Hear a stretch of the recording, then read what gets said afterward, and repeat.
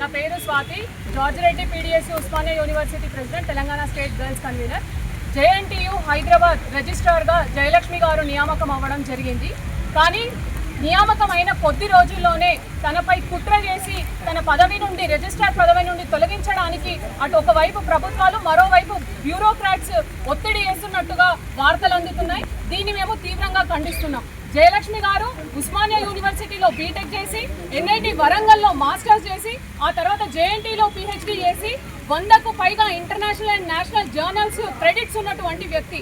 అంతేకాదు తన అత్యధికంగా న్యూస్ పేపర్ పబ్లికేషన్స్ ఉన్నటువంటి వ్యక్తి. ఇలా మెట్టు ఎక్కుకుంటూ ఒక హెచ్ఓడి నుండి, ప్రిన్సిపాల్ నుండి వైస్ ప్రిన్సిపాల్, తర్వాత ఈరోజు రిజిస్ట్రార్గా కష్టపడి చదువుకొని ప్రతిభను సంపాదించి ఉన్నతమైనటువంటి పదవిలో ఉన్నటువంటి ఒక మహిళా ఆడబిడ్డను, బీసీ ఆడబిడ్డను తప్పించాలని చూస్తే ఖబర్దారని కూడా ఉస్మానియా యూనివర్సిటీ వేదికగా మేము తెలియజేస్తున్నాం. ఒక మహిళ ఈ రోజు మనం చూసుకున్నట్లయితే ఈ ఉన్నటువంటి ఇన్ని ఏళ్ల చరిత్రలో మొట్టమొదటిసారి బీసీ మహిళా రిజిస్ట్రార్ గా జేఎన్టీయూకి ఎన్నికవడం జరిగింది. అలాంటి మహిళని తప్పించడానికి ఈరోజు ప్రభుత్వాలకి ఏం అధికారం ఉందని మేము అడుగుతున్నాం. ఒకవైపు ప్రభుత్వాలు, అట్లానే మరొక వైపు బ్యూరోక్రాట్స్ అక్కడ ఉన్నటువంటి ఆటోనమస్ బాడీ అయినటువంటి జేఎన్టీయూ వైస్ ఛాన్సలర్ పైన ఒత్తిడి తేవాలని చూస్తే ఖబర్దారని తెలియజేస్తున్నాం. ఈరోజు జయలక్ష్మి గారి పైన జరుగుతున్నటువంటి కుట్ర ఏదైతే ఉందో కేవలం ఒక వ్యక్తికి సంబంధించినటువంటి కుట్రగా కాదు, కంప్లీట్ బీసీ మహిళల పైన మీరు చేస్తున్నటువంటి దాడిగా మేము భావిస్తా ఉన్నాం.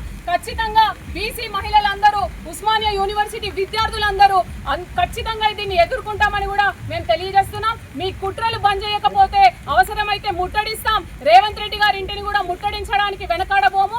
బీసీ మహిళలకు అన్యాయం జరిగే ప్రసక్తే లేదు. ఖచ్చితంగా ఈ రోజు బీసీ లోకమంతా మేల్కొనుంది. మీరు ఎటువంటి కుట్రలు చేసినా తిప్పి కొడతామని మేము మరొకసారి తెలియజేస్తూ ఈ రోజు జేఎన్టీయూ వైస్ ఛాన్సలర్ గారికి ఉస్మానియా యూనివర్సిటీ విద్యార్థుల పక్షాన, బీసీ మహిళల పక్షాన మేము విన్నపం చేస్తున్నాం.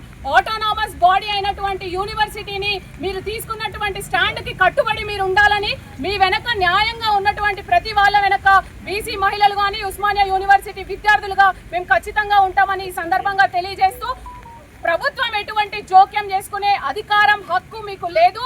బ్యూరోక్రాట్స్ కి కూడా హక్కు లేదు.